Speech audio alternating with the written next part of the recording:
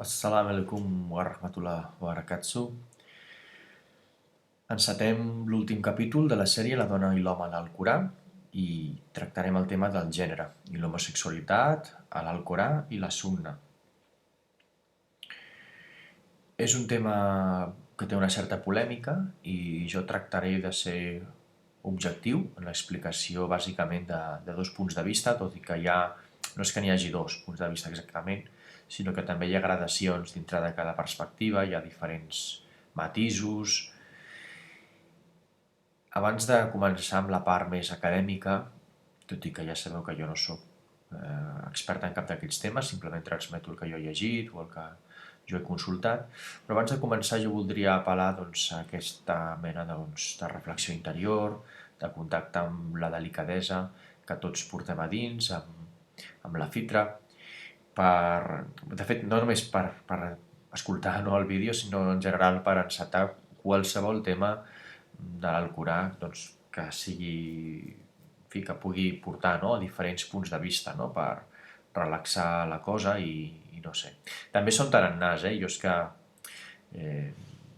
no sé si tinc un tarannà tranquil o no, perquè a vegades també, com tothom, suposo, però sí que a vegades escolto explicacions que en teoria són exposicions o argumentacions i jo escolto com tons que són molt intensos. Jo crec que també és el tarannà, ja dic, que tampoc li vull donar més importància.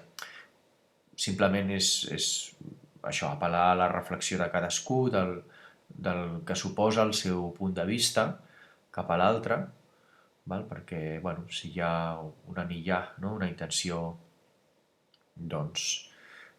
sincera cap a Allah i cap a un mateix, jo penso que al final arribarem a alguna conclusió en fi, que sigui profitosa per tots. Començo i endavant, a veure si podem esclarir una miqueta. No sé, al final el guia que es tracta també és de què ens diu Allah i de què ens diem sobre nosaltres mateixos, no? Una mica és això, anar aprofundint sobre la nostra naturalesa i de més. Vinga. Primer començo amb una mica la bibliografia que jo he anat utilitzant. En primer lloc us parlo de la bibliografia que considera l'homosexualitat com una patologia. Tenim el Joseph Nicolosi, diferents obres, us esmento només un exemple, i el Joseph Cohen.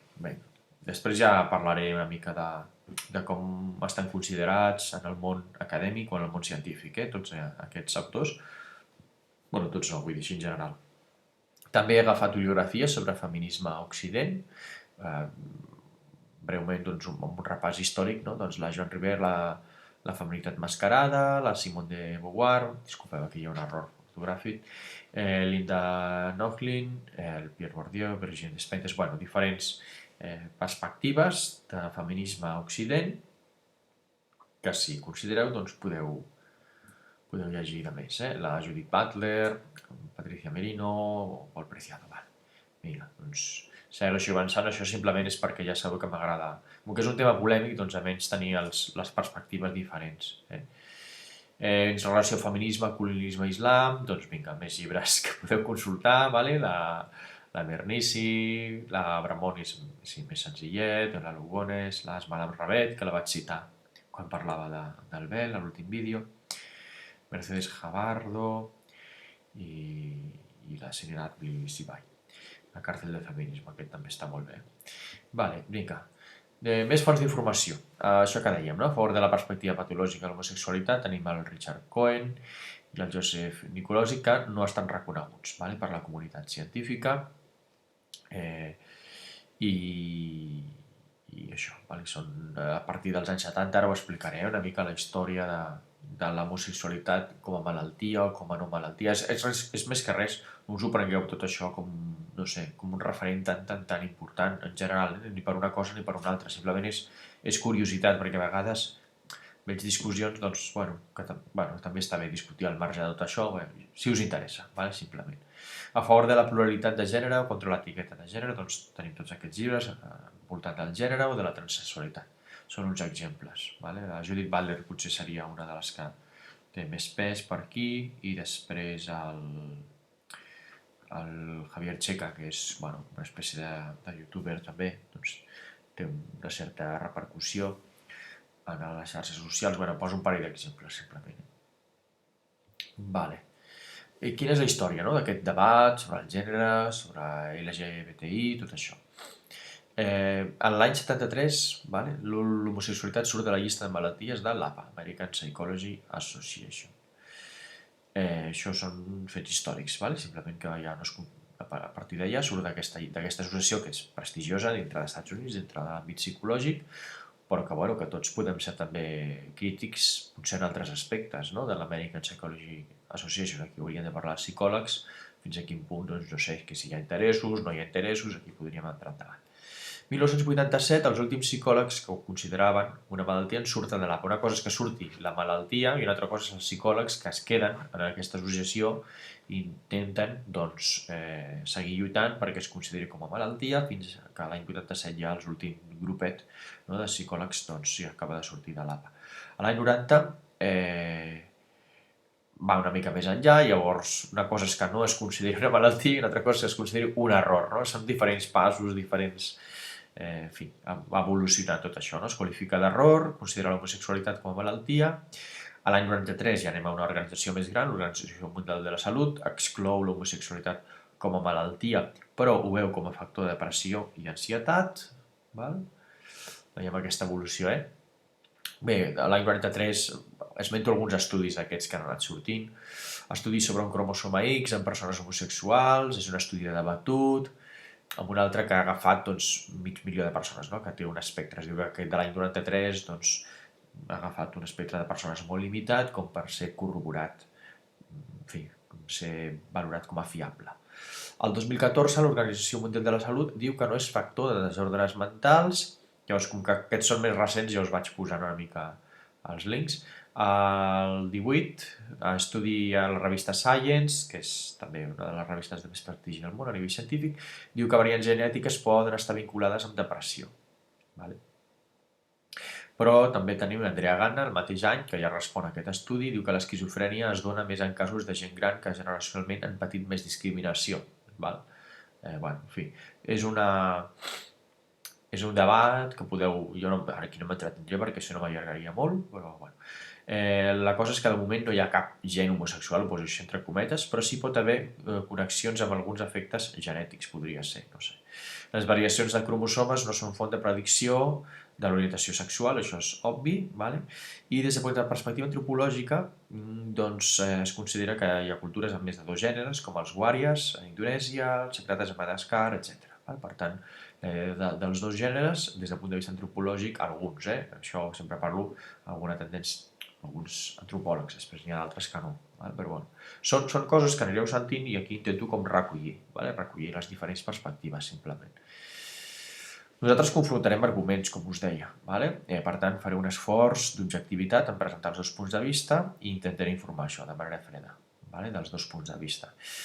Al final donaré la meva opinió, però no, vull dir, no, de veritat, amb tota sinceritat intentaré ser al màxim d'objectiu, simplement, no sé, com per aclarir, per treure aquesta... Ja sé que molta gent dirà, doncs és un tema que l'emoció és molt important, que en aquest cas la subjectivitat és molt important, però n'he vist tanta per internet sobre aquest tema de subjectivitat que m'he cansat, us ho dic amb tota sinceritat, i necessito tenir com un plantejament que m'he fet jo mateix i que comparteixo amb vosaltres d'una manera una mica més distant i més freda.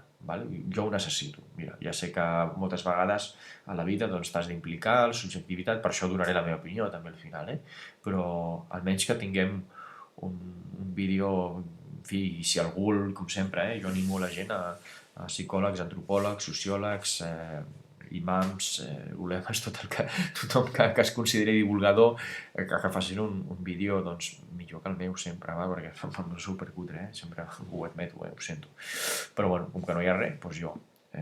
O sigui, en aquest cas no hi ha res, jo no he trobat un vídeo que ho expliqui tot d'una manera, des de diferents punts de vista i d'una manera com tranquil·la. Vinga, som-hi doncs. Primera part, parlarem una mica del Corà i la Sunna, amb alguns fragments. El primer concepte és Mujannaz, 24-30 us. 24-31. És la mateixa Leia que vam esmentar al vídeo anterior sobre el tema del vel. Vale? Quan parla que les dones poden mostrar, no, els seus encants, diguéssim, no, el seu encant, no sé com dir, la seva intimitat, en alguna sèrie de familiars, després parla, doncs, que poden mostrar a les dones, a les esclaves, i aquí hi ha un element que són els mujannas. Val? I la pregunta és això, què vol dir mujannas? Que hi hauria ja un primer punt de debat i de diferència de punts de vista. Aviam, jo aniré treballant amb diferents traduccions i amb reflexions de l'Abdunur Prado. Vale? Bueno, seguint recomanacions doncs, del Kami Singaté, vale? Doncs, agafo un parell de traduccions que sembla que serien potser les millors que tenim en aquest moment, tot i que bueno, doncs, també hi ha d'altres que en el fons consideren que no hi ha una traducció encara apropiada, no? I que es pot fer. No és allò de dir que l'Alcorà és intraduïble, això ja ho sabem, però que es podria fer, doncs no sé, una traducció millor, no? O l'Abdunur Prado que diu, bueno, encara que la traducció no sigui idònia, doncs després tens també doncs, una mica el teu cor, no? La teva intuïció, la teva fitra, no sé, digueu-lo com vulgueu, no? En fi, per poder entendre d'una manera adequada l'Alcorà, no? Però bueno, el que tenim de moment és Isa García i Muhammad Assad. Vale. Doncs d'aquest fragment, l'Isa García diu els servents homes que ja no tinguin desig sexual, així com tradueix Mujannad, el Sheikh Isa García. Muhammad i Assad i Abdunur Prado traduiren els servents homes que els manca desig sexual, per tant, bueno, és una manera com similar. En un altre moment, Abdunur Prado també diu bueno, això, els homes que no tinguin desig sexual, i Quran.com, els servents homes que no tinguin desig físic. Bé, si fa no fa, la traducció vindria a ser similar, no? Isa García incorpora el verbi ja per expressar el mateix que Muhammad Assad. Per tant, potser Elisa García doncs, dona aquest matís, no? De que es refereix als ancians, no? Que sí que havien tingut en un moment del passat aquests desig sexuals i ara ja no en tenen. En canvi, Abdunur Prado, en el seu llibre L'Islam anterior a l'Islam, que és on més desenvolupa tot aquest tema de l'homosexualitat, doncs entén que l'expressió que surt a l'Alcorà és gairebé igual a l'utilitzada per Aisha en un hadith. Si mirem doncs, aquest hadith sobre suposats o no, depèn del punt de vista, de suposats afeminats, us dono les referències que dona Abdunur Prado sobre aquest hadith, i diu que així, no? El hadith es narra que un afeminat, Mujannad, no sé com Mujannad, acostumava a visitar les dones del missatger d'Al·là i que elles no hi trobaven cap objecció, ja que el consideraven com un home sense desig sexual. Aquí és on apareix aquesta expressió que és molt similar a la que s'expressa a l'Alcorà. El missatger d'Al·là va venir un dia mentre aquest s'entretenia descrivint els trets corporals d'una dona dient doncs, quan està de cara se li fan 4, es refereix a 4 corbes, i quan es gira se li fan 8. És a dir, és igual, el comentari, el cas és que això, bueno, seguim llegint, llavors el missatger d'Al·là, sallallahu alaihi wasallam, va dir: ja que saps aquestes coses, no li permeteu l'entrada. I Aisha li respon a Muhammad i diu: bueno, a partir de llavors van començar a utilitzar el vel davant d'ell. Prado remarca que Aisha contradiu el consell del profeta, això és curiós, perquè li permet l'entrada. No? Muhammad diu que no pot entrar, però Aisha li permet, li continua permetent, però doncs fa amb aquest matís, no? Que han d'utilitzar el vel davant d'aquesta persona, perquè ja no sembla que sigui realment doncs, el que era, no? Per partir d'aquests comentaris. A més, explica que Mujannad té com a arrel junta, que vol dir hermafrodita, no? Parla una mica doncs, a partir de les arrels etimològiques d'aquesta paraula. A partir del context, per tant, es pot entendre tant afeminat com ancià. Un ancià que en el fons encara tindria doncs, un desig sexual. Tanmateix, l'epígraf de Sahih Bukhari diu el següent, diu: el que està prohibit sobre la visita dels que imiten a les dones. Per tant, segons aquest epígraf de Sahih Bukhari, realment serien més aviat afeminats, no? El sentit de Mujannad. Vale, que us recordo les fonts d'on trec la informació, continuo exposant, I Ibn al-Bar, estudis dels Hadith, vale? Doncs, bueno, Prado cita altres autoritats, però pensem que continua existint l'ambigüitat interpretativa, malgrat els arguments que exposa Abdelrub Prado. Vale? Ibn al-Bar diu el mujannad és aquell que adopta l'aparença física d'una dona, fins al punt que pot passar per dona la seva suavitat, manera de parlar, aparença i pensament. Sent així, no sentirà desitjos per les dones. Vale? Estem parlant d'algú que són estudiós del segle X. Clar, és possible que finals del segle VII, no? És possible que canviés el sentit d'aquest terme o ja existia a l'època del profeta. Aquesta seria la qüestió, no? Però, bueno, en tot cas, doncs, és una dada interessant que pot aportar també doncs, una solidesa, no? A considerar el mujannad com a afeminat, no? Com una persona realment que té l'aparença física d'una dona. L'imam an-Nawawi doncs, entén mujannad d'una manera permesa, perquè, en fi, de naixement, i quan aquesta orientació és de naixement, i una altra que no estaria permesa, que tindria doncs, a veure amb una intenció doncs, alevosia, el que diríem, doncs, per enganyar la gent. No? Vale. Continuem amb més fonts. El hadith recollit per Abu Dawud, a Kitab al-Adab, aquí teniu la referència, diu el següent. Diu, Abu Huraira va explicar que un mujannad que s'havia pintat les mans i els peus va ser portat al missatger d'Allah. I va preguntar, què passa amb ell?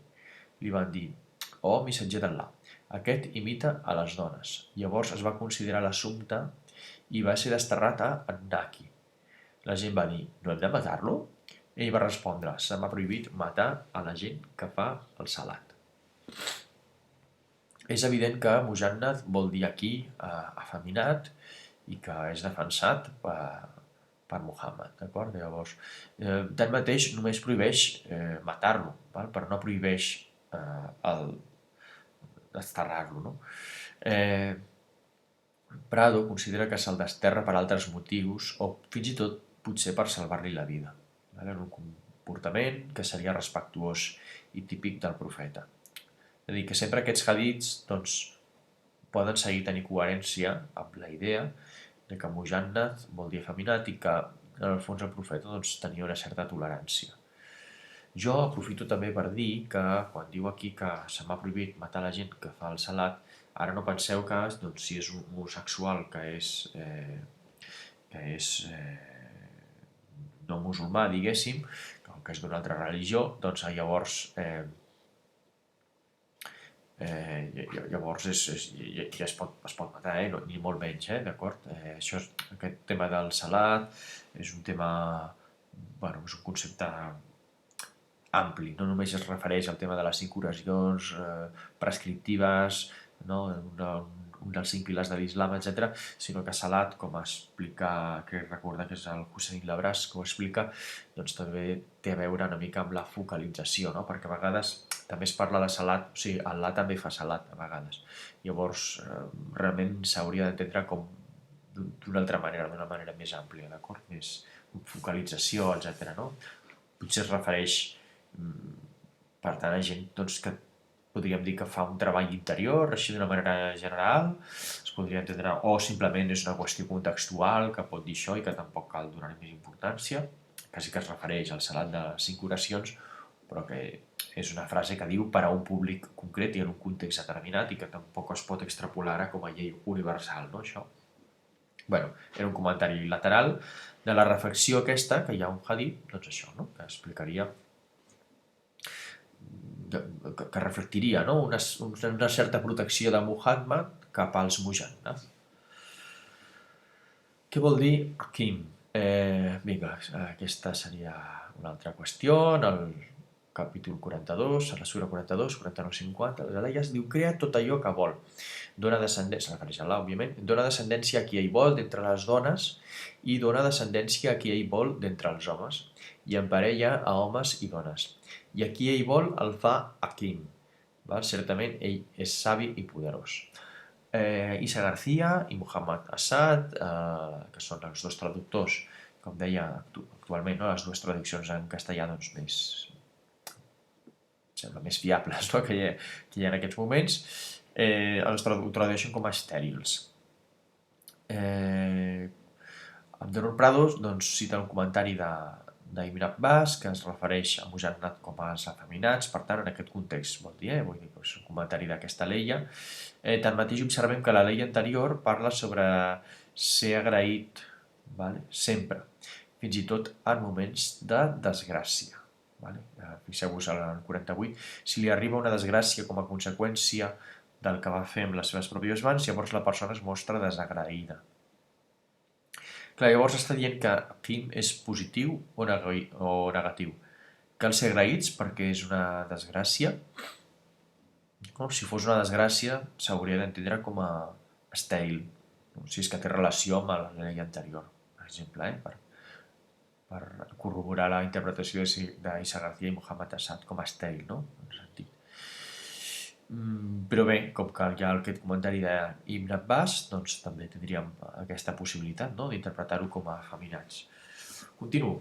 Vinga, anem a un dels no sé com dir, dels episodis, no? Clau en la interpretació de l'homosexualitat a l'Alcorà, que és tot l'episodi amb el poble de Lot. Quines són les alelles així més destacables? Doncs vinga, comencem. Diu, us entregueu a una abominació que ningú al món ha comès abans? Aneu als homes amb desig en lloc d'anar cap a les dones? Perdó, és una afirmació. Aneu als homes amb desig en lloc d'anar cap a les dones. Aneu cap als mascles dels mons i abandoneu a les parelles que el vostre sustentador va crear per a vosaltres. És un altre moment, també, de l'episodi de Lot. Finalment, cito un tercer fragment. Com és possible que aneu amb desig als homes en lloc de a les dones? Aquest seria l'Alcorà 27:55.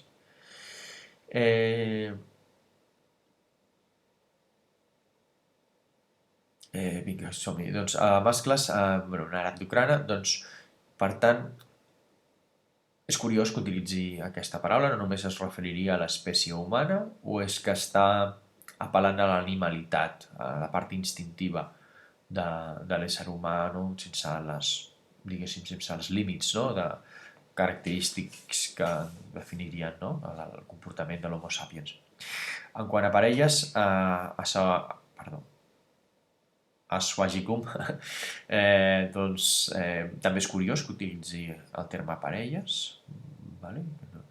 Que és un terme així com que engloba més, no? S'està referint a qualsevol tipus de parella. Quan als homes, com veieu, us estic donant com una de cal i otra d'arena, perquè vosaltres aneu fent la reflexió. Homes, doncs, utilitzar la paraula rajul. De les 53 vegades que surt a l'Alcorà, la paraula rajul, és interessant recordar que 32 no es refereix només a l'home, sinó a l'ésser humà.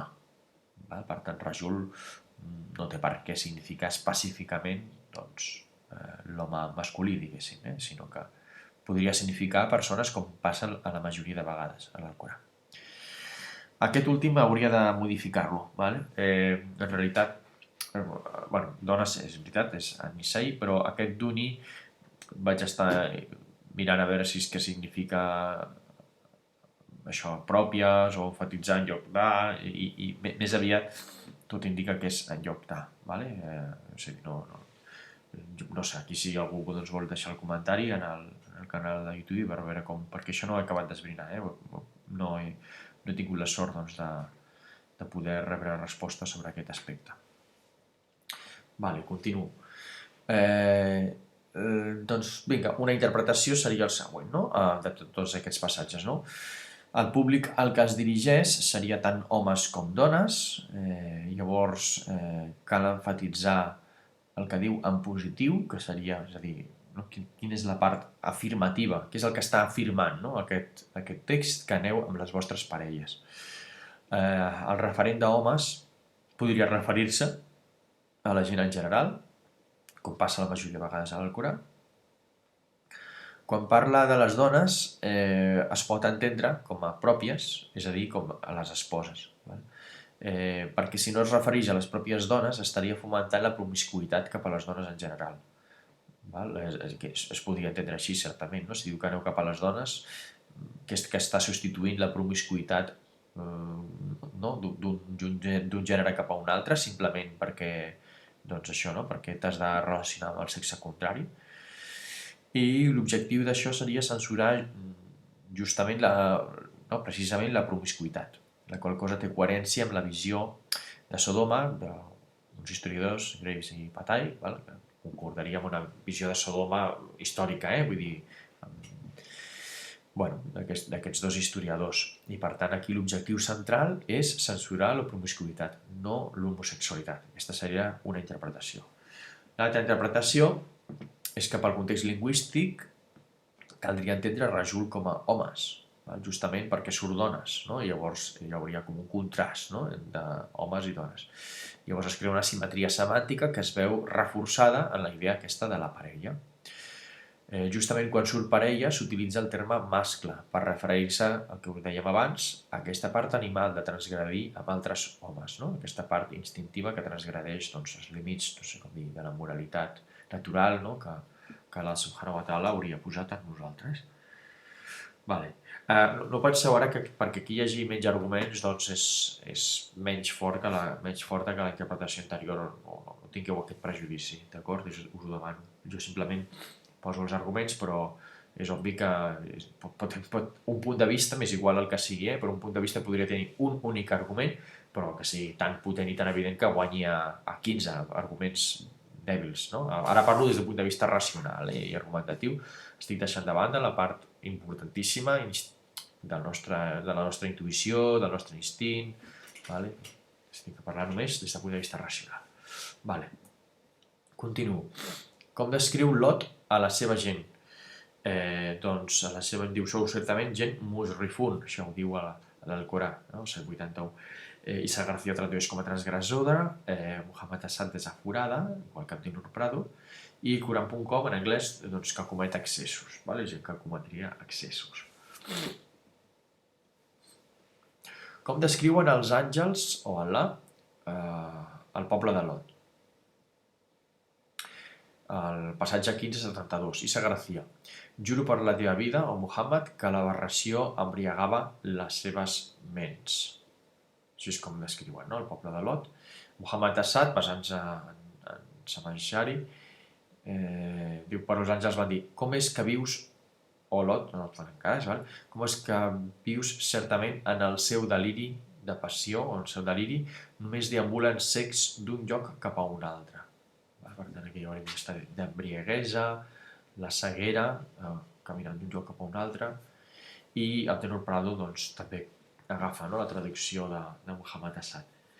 Pel que fa a Quran.com, diu, per la teva vida, en efecte, ells van estar en la seva intoxicació deambulant d'un lloc cap a un altre. Com veieu, Quran.com agafa una mica dels dos, no? La part d'aquesta d'embriaguesa i la part de deambular d'un lloc cap a un altre.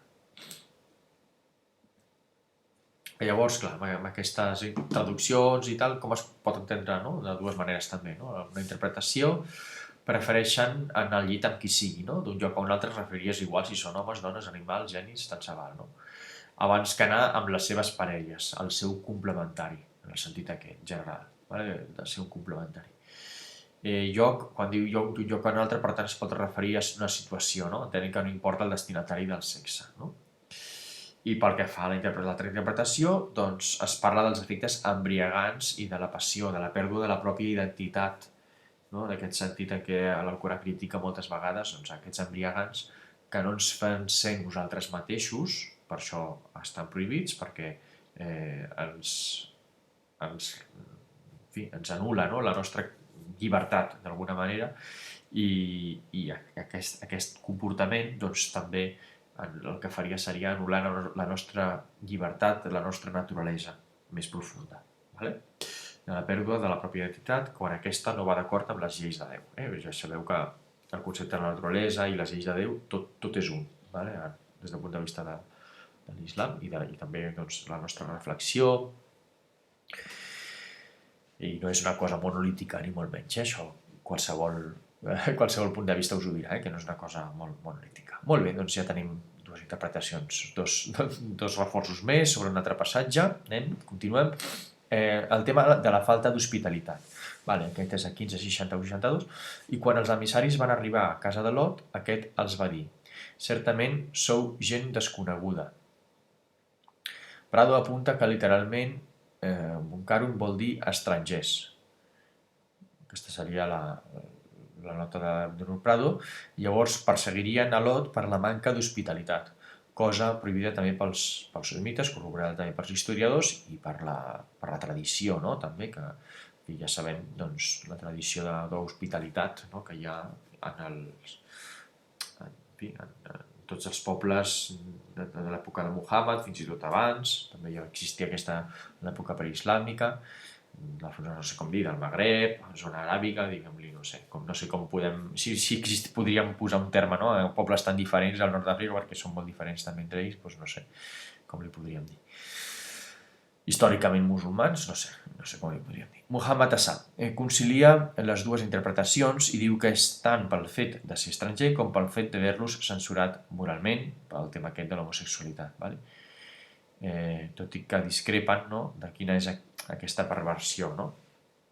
És a dir, que bueno, el que diria el punt de vista que considera l'homosexualitat, no?, com un error, diguem-ho així, doncs el que diria és que és cert que hi ha una crítica a la manca d'hospitalitat, però no només. En canvi, els que posen el focus en la falta d'hospitalitat diuen que això és un element tan important en el tema de la sunna que realment és la protagonista del passatge de Lot, té a veure, doncs, amb això, no? Amb el mal acolliment a l'immigrant, diguem-ho així, no? A l'estranger, no? El racisme, la xenofòbia, hi hauria elements... Potser racisme és un salt una mica agosarat, que jo faig, vale? Però bueno, seria una altra lectura de tot això. Continuem. Llavors, exactament a l'Alcorà, continuem. Faig diferents títols així per anar variant. 54, 36, 37. Diu: ja que els havia advertit seriosament del nostre rigor, però van posar en dubte tossudament aquestes advertències i li van exigir que entregués els seus convidats, per la qual cosa els van privar de la vista. Degusteu el càstig que duc a terme quan no són escoltades les meves advertències. Aquí ja explícitament, no? I diu, per Arnero Pradó, aquí és la prova més clara de que es condemna de forma explícita la manca d'hospitalitat. Li van exigir que entregués els seus convidats, per la qual cosa els van privar de la vista, o sigui, de manera explícita. En canvi, de manera explícita, en cap moment es critica de manera clara la homosexualitat des del punt de vista d'Arnero Pradó. Per Isa Garcia, els àngels, s'ha de tenir en compte que els àngels tenien forma d'homes atractius. La gent del poble de Lot demana que se'ls entregui aquests homes per mantenir relacions sexuals. I Assad també recull que a més d'això que diu Isa Garcia, també és perquè són estrangers. Assad, com sempre, intenta conciliar els dos punts de vista. Doncs recullo, a lloc s'esmenta que Alà castigui per l'homosexualitat, més aviat sembla explícit que la condemna és per exigir l'entrega dels convidats, és a dir, per no complir el dret a l'asil àmpliament recollit a la jurisprudència islàmica. No es pot considerar una agressió als àngels com a homosexual perquè els àngels no tenen sexe. Això seria el punt de vista que us explicava al principi. Més aviat caldria considerar que es tracta d'una violació al que sigui. Per tant, com que no tenen sexe, és una violació, diguéssim, això, no? Que pot ser, és igual si és home, dona, animal, el que sigui, no? Qualsevol mena de violació sexual. Pel que fa a l'altra interpretació, insistiria en que la perversió seria l'homosexualitat. Queda clara per l'ús que s'ha fet d'home i dona en els passatges sobre Lot. I també entenem que els àngels eren homes, també perquè es refereix a ells com a convidats, perquè utilitza el masculí, aquí en convidats. Són diferents punts de vista, aneu agafant dades, reflexionant... La idea de parell o parella, Sauix, 36-36, vinga. Isa Garcia, aquest passatge, diu: glorificat sigui aquell que ha creat totes les espècies en parells, les que provenen de la terra, els éssers humans i altres criatures, s'entén, que no coneixen. Muhammad Assad tradueix aquest passatge així, diu: infinita la seva glòria és aquell que ha creat oposats en tots els que la terra produeix i en els homes mateixos i en el que encara no coneixen. Abdel Prado, d'una manera semblant, glorificat sigui aquell que ha creat parells en tot el que la Terra produeix i en els mateixos egos. Aquí hi ha una diferència important per això, en relació a Muhammad Assad, i en el que no coneixen. I Quran.com, exaltat és ell que va crear tot en parells, per tant, Quran.com coincideix amb Abdel Prado, amb la idea del tot. Bueno, de fet, aquí també passa que Muhammad Assad no focalitza, no?, en aquest aspecte del tot, no? I aquí el tot es refereix a totes les espècies, per Isa García. Vale, i a partir del que ells no... A veure, un moment, a partir d'ells mateixos i a partir del que ells no coneixen. Ells mateixos, una mica, jo crec que s'assimila bastant al que diu el Abdel Prado, en aquest cas, la traducció, i a partir del que ells no coneixen, com deia. Vale. Tornem-hi, aquí hi ha més xitxa, vale? Hi ha més cosa. Literalment, en àrab no parla ni d'espècies animals ni d'éssers humans, sinó que utilitza un pronom en tercera persona del plural que es referencia a si mateix, el que en anglès diríem themselves. Per tant, més enllà de la interpretació en aquest punt, jo crec que això està bastant clar, que les traduccions d'Abdel Prado i de Quran.com són més literals, poden ser millors o pitjors, però són més literals. En aquest cas, Isa García i Muhammad Assad fan una traducció més interpretativa, més comentada. La idea de parell o parella està per tot l'Alcorà, però no es refereix necessàriament a una divisió entre mascle i femella, sinó als trets de masculí i femení que són presents a l'interior de tota persona. Això està també àmpliament recollit per Ibn Arabi, per exemple, aquesta idea de la dualitat a dins de cada individu. En aquest sentit, no existeix ningú que sigui 100% masculí o 100% femení. Tothom té aquesta doble natura que, a més, és més interna que simplement externa, no? És a dir, no tindria sentit aquesta classificació purament exterior i biològica, quan en realitat l'Alcorà sempre està parlant de comportaments, no està parlant de qüestions referit als humans. Sí que és cert que, fins i tot quan parla de fenòmens naturals, no? Quan parla de fenòmens naturals es tracta d'anar més enllà, no?, d'aquesta part visual, no?, i de veure la lògica que hi ha al darrere. Sempre va connectant l'exterior amb l'interior. I per tant fer referència únicament a una part externa, doncs des d'aquest punt de vista no tindria sentit. Fins i tot considerant el que brolla de la terra, no tot es pot classificar en mascle o femella, perquè hi ha plantes hermafrodites, no? Si considerem aquesta part que també diu l'Alcorà, de tot el que brolla a la terra, clar, doncs aquí també parla de parells i tanmateix hi ha plantes hermafrodites, per tant no estaria incloent tot, no?, el que existeix, i això seria una incongruència que no pot ser. I tot i així això es diu que l'ha creat tot en parells. Pel que fa a l'altre punt de vista, al parlar de la terra cal interpretar que es refereix a les espècies, això en primer lloc. Per Isa García, Anfusihim, aquest themselves, s'ha d'entendre com a éssers humans, però per Muhammad Assad es pot seguir referint també als parells, és a dir, a les espècies en general. Aquí tindríem dues perspectives. La idea que es repeteixi tant el terme parell o parella a l'Alcorà és simplement per contextualitzar la naturalesa humana home-dona a dins del context de la natura. El que pretenem al parlar d'aquesta parell o parella és connectar l'ésser humà amb la resta de l'ecosistema, que no es vegi els éssers humans com una cosa al marge del món natural. Vinga, encetem la segona part, que vindria a ser una mica com han tractat aquest tema, com s'ha tractat aquest tema al llarg de la història de l'islam i a l'actualitat. Bé, primer distingir que hi ha un islam històric que va del segle VII al segle XXI, que vindria a ser la història de les civilitzacions, i una civilització seria la civilització islàmica. Després hi ha un islam polític, que és l'ús de l'islam per a fins partidistes o de defensa de l'estat-nació, dintre de diferents graus. Simplement, aquí entraria, d'alguna manera, l'utilització de la jurisprudència per legislar, per exemple. Aquí depèn, hi ha diferents graus, una inspiració més o menys àmplia de l'Alcorà o anar una mica més precís, ser una mica més precís en l'aplicació de l'esperit, diguéssim, de la hikma que hi ha darrere de l'Alcorà. Després hi ha un islam sectari, això sí, de formacions que amaguen intencions ocultes, interessos econòmics i que forcen a la gent, impedint la seva llibertat, amb tema de drogues, amenaces directes de mort, aïllament social, que ja...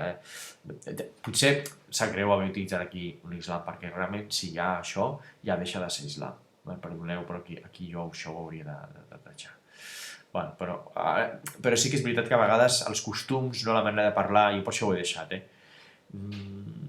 que sí, en tot cas, si en parlem, doncs podem dir islam sectari, però llavors també podríem dir això, democràcia sectària, que també n'hi ha, democràcia sectària, diguem-ho així, no? O, jo què sé, qualsevol cosa, l'amor sectari, deixa de ser amor, no? Si és un amor sectari, qualsevol element podria ser sectari, simplement això, que jo ho deixo tenint en compte que considero que qualsevol element, qualsevol concepte podria ser sectari. De fet, crec que fins i tot antropòlegs com el Manuel Delgado és que en el fons tot és sectari. Al final tot acaba sent sectari, tot acaba ben... Però això és un debat cultural. Situació actual. Doncs el cert és que hi ha condemnes per gent que practica l'IWAT, la penetració anal, a molts països de majoria musulmana. Vinga, en quant a dades històriques, per la interpretació primera que estic explicant, quines dades històriques aporta? Primer, la poesia hispanoàrab a l'alta edat mitjana, inclosa les Mil i una nits, font John Boswell, per exemple, els governants homosexuals que hi ha hagut al llarg de la història de l'islam, com Al-Mutamid, que va ser un rei de Sevilla, Mehmed Feith, conqueridor de Constantinople, Mahmud de Ghazni, un regne de València governat per dos esclaus homosexuals, que també esmenta Abdel Prado, o un barri d'homosexuals a la Còrdova califal. Per tant, no era... A vegades es veu, des de l'altra perspectiva, que aquestes qüestions, aquests costums homosexuals només es produeixen en períodes de decadència, però realment, almenys segons Boswell, doncs no es produeixen només quan hi ha decadència, sinó en qualsevol moment de la història hi ha hagut aquesta permissivitat de l'homosexualitat. Hi ha nombrosos testimonis al segle XIX, de diferents antropòlegs que van recórrer gran part del món islàmic i que certifiquen aquesta permissivitat de l'homosexualitat en un context on realment hi havia diguéssim, una xària, diguem-ho així, una pràctica, o un fiqh, digueu-li com vulgueu. Jo ho sento, no soc massa precís, però vull dir que no eren, vull dir que es practicava l'islam amb normalitat i que, vull dir que no hi havia, vale? Després, patrimonis documentats segons la xària, arxiu històric de l'oasi de Siwa, per exemple, doncs conté matrimonis i seguint els preceptes que us deia de la xària i són matrimonis homosexuals. El 2001 doncs, són executats 3 homes que havien celebrat un matrimoni homosexual. No són casos aïllats. Si realment hi ha aquestes pràctiques és que es va produint. Doncs això ve de llarg, ve de segles de història. A Espanya el debat no està en la pena de mort o presó, sinó en la licitud o no de l'homosexualitat. Per exemple, a l'hora de formar una família, a l'hora de legalitzar tot això, en clau islàmica.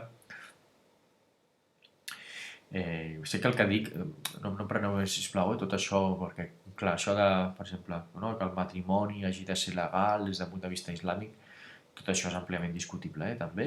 Sí que hi ha com uns límits i uns preceptes, però pel que fa a la legalitat, no sé, és tot un altre tema que no entraré. Però ara, és que si no, no acabaria mai, això. Vale. Pel que fa a la interpretació, bé, les fonts principals per l'altra interpretació són els tafsirs i una gran quantitat de divulgadors, a més del consens de la immensa majoria dels ulemes. Tafsirs clàssics que condemnarien l'homosexualitat, el-Tabari, el Qurtubi, Ibn Kathir, Ibn al-Qayyim, Ibn al-Qayyim, me falta una coma aquí, Amin Ahsan Islahi, etc. Altres divulgadors i especialistes, per exemple, el doctor Zahir Naik, diu que l'homosexualitat no és permesa perquè és antinatural. Tahir Ibn Ali, que és un divulgador en castellà, condemna l'homosexualitat, però considera que el musulmà ha de respectar si algú no vol ser ajudat o no creu en Déu. Per tant, la solució és la paciència, això és important, perquè marca un límit en relació a pràctiques polítiques d'altres països, vull dir, de països islam, d'alguns països musulmans. El Sheikh Issa Garcia deixa clara la seva interpretació en la traducció de l'Alcorà, però no li dedica un capítol especial, per exemple, a les seves khutbes, que té un llibre gruixudet i molt interessant, amb khutbes de diferents temes i de més, i no hi ha un capítol específic, no? Per tant, jo s'entén, no? Que per la traducció que sí que condemna l'homosexualitat, però tampoc vol com meter cizaña en castellà, no sé com diu, no? Vinga, doncs anem a perseguir-los, no crec ni molt menys que l'Issa García, perquè, en fi, tothom que el conegui, no? Per la seva tasca divulgadora, doncs és que no tindria coherència, no? amb el que ell sempre defensa, amb el valor, el respecte, drets humans, etc. No? Tot i que ell sí que considera això, que l'homosexualitat doncs, no estaria permesa. El divulgador Karami Singaté, per exemple, té un vídeo on censura l'homosexualitat, però no els homosexuals, ell distingeix això. Llavors, perquè les persones tenen altres dimensions, combat de forma taxativa qualsevol comportament agressiu o despectiu cap als homosexuals i creu que la solució estaria en escoltar la persona i respondre amb empatia i compassió. Per tant, és una proposta diferent, no?, del que deien de les pràctiques polítiques, no?, de persecució de pena de mort i de coses d'aquestes que en alguns països musulmans, doncs, normalment normalment no, jo diria sempre, doncs per intencions polítiques, moltes vegades per desviar l'atenció respecte a un altre tema. És molt trist, És molt trist que s'hagi de... O sigui, que aquests polítics doncs, matin, no?, homosexuals per la seva condició amb l'objectiu de desviar l'atenció en els mitjans de comunicació. És supertrist, la veritat. I tots aquests divulgadors estic convençut, doncs, censurarien, no?, aquests, almenys, bueno, Zahir Naik no el conec tant, però aquests altres estic convençut, vale? Bueno, ho sé, que condemnen clarament, vale? Tots aquesta mena de comportaments. Vale. Per tant, conclusions. Per cert, no he esmentat que hi ha un hadith, també que aquests països musulmans que he dit que tenen legalitzada la pena de mort, no he dit que molts d'ells això, la pena de mort realment és molt recent, per exemple, ara no recordo quin país era, cap als anys 70 del segle passat, vull dir, és una qüestió recent, la consideració de l'homosexualitat com un delicte tan greu com per permetre la condemna a pena de mort, i d'altra banda que a vegades es basen en algun hadith que diuen que sí, que s'havia condemnat a mort, no sé què, i aquests hadiths han estat corroborats també per la immensa majoria dels ulemes, això és important, la immensa majoria dels ulemes que condemnen l'homosexualitat també condemna que hi hagi una persecució i una condemna de pena de mort, perquè això és important. Distingir la intenció política de certes mesures, no?, de pena de mort, etc., de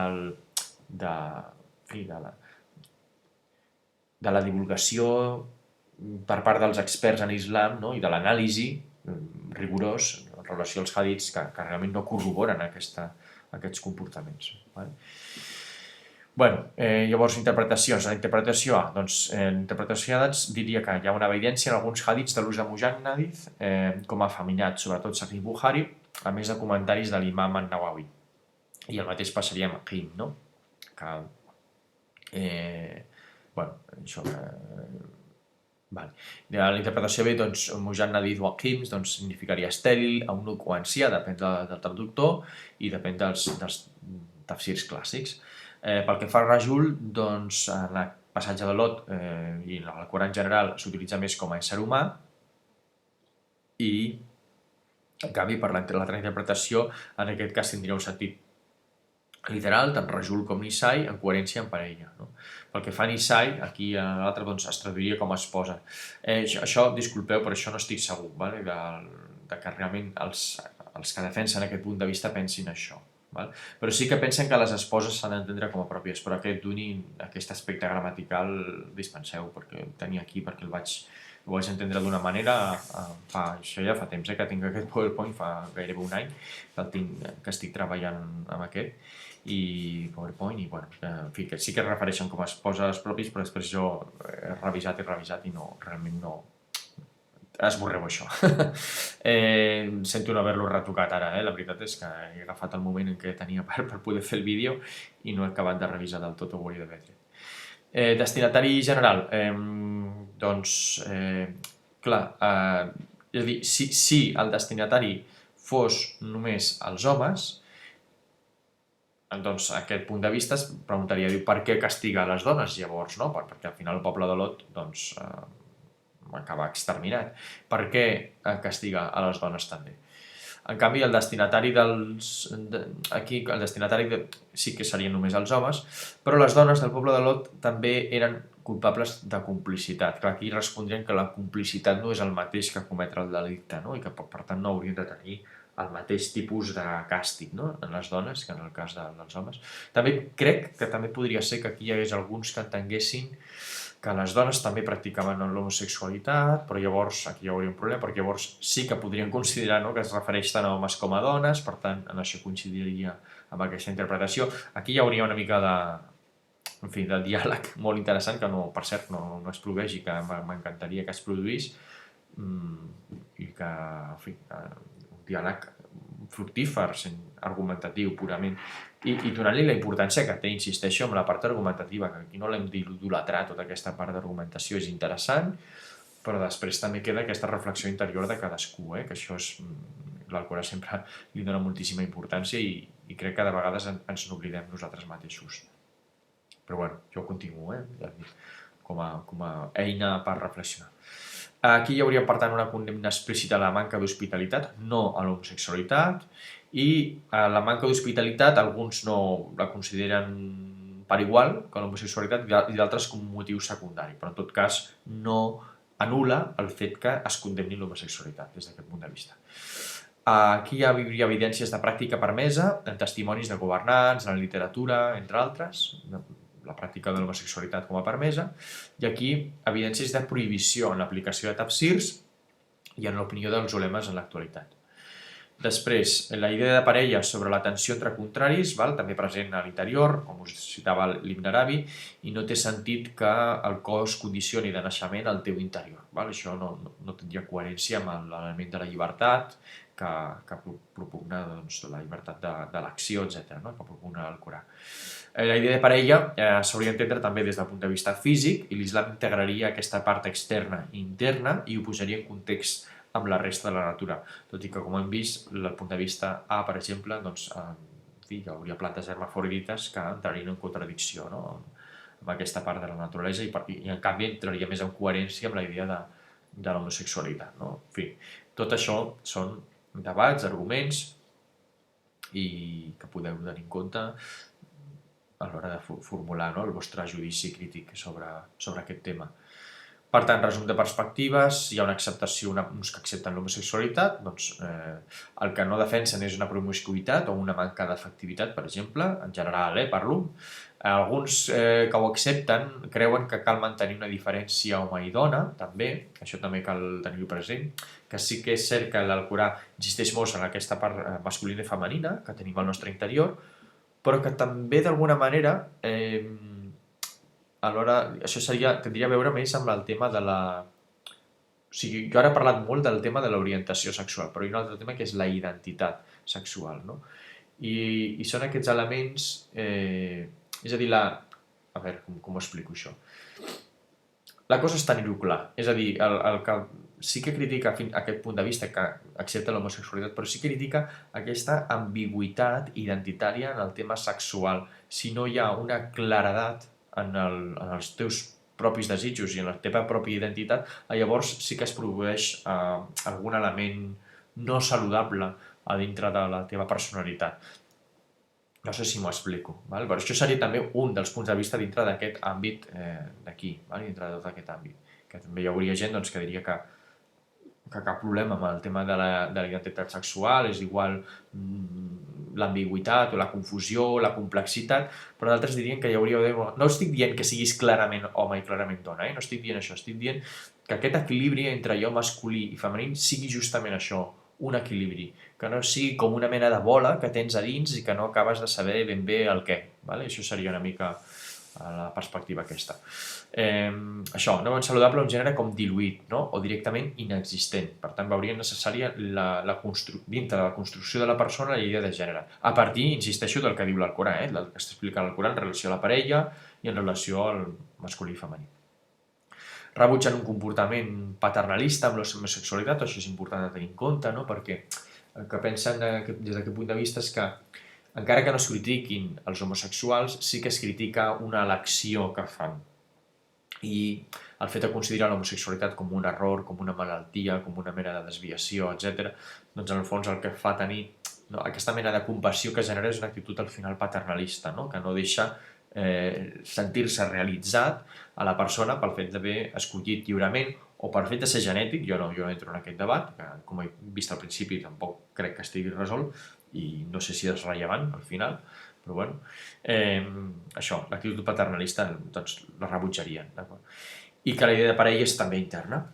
En canvi, els que condemnarien l'homosexualitat hi hauria una discrepància també, igual que en l'altre punt de vista de com abordar aquest tema. És obvi que Occident no es defensa cap mena de penes ni de qüestions, és una qüestió de treball personal, seria una qüestió de transformació personal, purament de, no sé com dir, jo crec que ja ho he dit bé, no? De transformació personal. El càstig diví, en qual això succeeix moltes vegades, bueno, moltes no, però en alguns casos a l'Alcorà, però vull dir que totes les vegades en què succeeix no es pot interpretar mai com un exemple literal per als humans. Això és molt important, perquè llavors anem sortim fora de l'islam i anem cap al terrorisme, val? És a dir, no, en fi, se surt absolutament, no ens correspon, no correspon a la responsabilitat dintre de les nostres responsabilitats aplicar, o sigui, actuar com si fóssim Allah, així que no té aquesta bojos, vale? Per tant, no... Ara, que sigui, doncs, com un indicador per avaluar determinats comportaments, això sí. És un indicador, en fi, d'alta gamma, vale? És un indicador d'alta gamma. Molts divulgadors encoratgen a tenir un comportament comprensiu, val? Això és el que jo he intentat expressar també al llarg d'aquesta presentació. Rebutgen mirar cap a un altre costat en un tema que per ells és clar a l'Alcorà, no? Molts d'ells també, al mateix temps que mostren aquesta compassió, diuen, bueno, no ho deixem així com una cosa ambigua possible, diguem-ho clar, val? Perquè consideren que és la millor manera per ajudar aquestes persones. La idea d'aparell és intern, però no exclou que s'hagi de distingir també home-dona des del punt de vista físic, biològic, no? De coherència que ho dèiem de la natura. És una mica repetir el que he dit anteriorment, però d'una manera una mica més resumida. Val? Bé, al principi, aquí la cosa, sí, és veritat, és que no, ja dic que ara he fet el vídeo així en el moment en què m'ha vingut bé. Jo no volia donar la meva opinió, però crec que al final que sí que la donaré, vale? Després de mirar i remirar. Jo realment penso que sí que hi ha que l'Alcorà accepta, no? El tema de l'homosexualitat, i concretament penso que, d'altra banda, també crec que és una mica... és poc saludable aquest tema del gènere diluït. Ja sé que pot ser que sigui un element cultural, però a mi que sigui cultural no vol dir que puguem prescindir. M'és igual si és biològic o cultural. El cas és que forma part del nostre... O sigui, el tema del gènere forma part de la nostra identitat. I crec que s'ha de treballar el tema del gènere a nivell col·lectiu i sobretot a nivell individual, sobretot, crec jo. I tenir les coses clares de qui ets, no? Des del punt de vista de la teva identitat sexual i de l'orientació sexual. I això. I res, però vaja, que l'altre punt de vista he estat molt de temps doncs, dubtant i també crec que té arguments i crec que també té una certa solidesa, això no ho puc negar pas. Val? Però jo crec que, en fi, més que res al final jo coincideixo doncs, amb Tenur Prado. Val?